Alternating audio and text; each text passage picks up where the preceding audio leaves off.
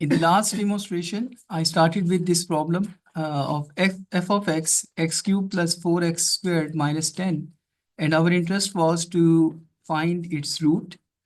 I imported the library numpy as np. That is important to calculate some functions, mathematical functions. And I defined the function with the Python style def define f of x, and value is the x cubed plus 4x squared minus 10, and return the value.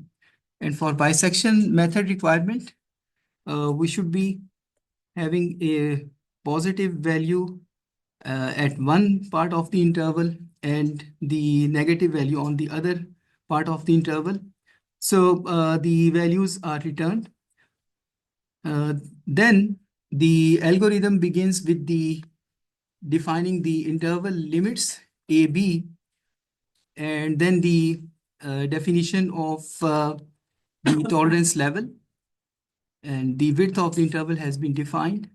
Then if the width of the interval is greater than the tolerance level to which we would like to get the answer to converge, so we define the midpoint, and then we check if both the points are on one side of the root, then we change the endpoint to the midpoint, and that's it. So that was the algorithm. So at this point, if the A, B, and the tolerance level are specified, the rest of the algorithm only requires the function to be calculated. So from this point onwards, I copy this structure as such, and in a new cell,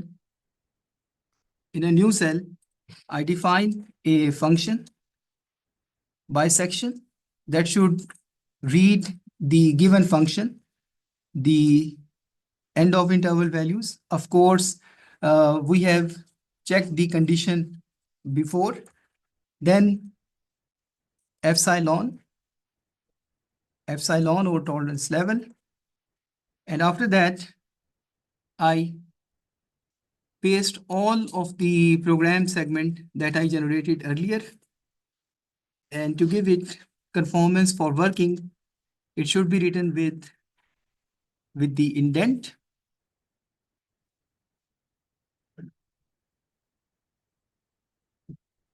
This is the result of old execution. So function bisection method, it reads the function a, b, and epsilon, the tolerance level. So width is defined,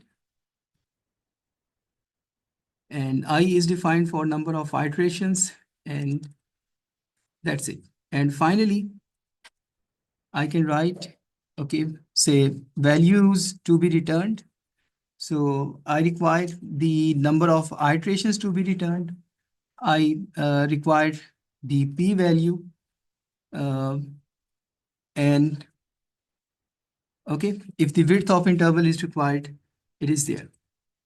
Okay, then return values.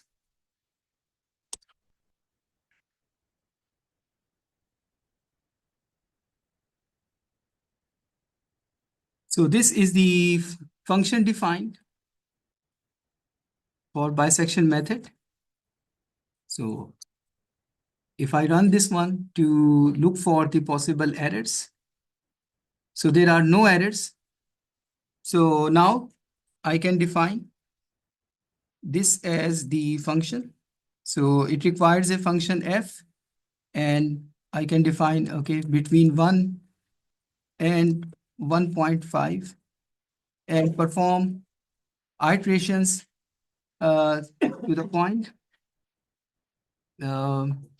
till it reaches a convergence level of 10 raised to the power minus 3. So it will return 3 values. Okay, so the program has run, and we have got everything that was inside the function. width, number of iterations, and these are also returned with the uh, smaller brackets, right? This is a new type of variable, uh, which is the tuple. So if I say kk, so it has just printed everything, but now to call the values, I will write kk. So it will return these three attributes.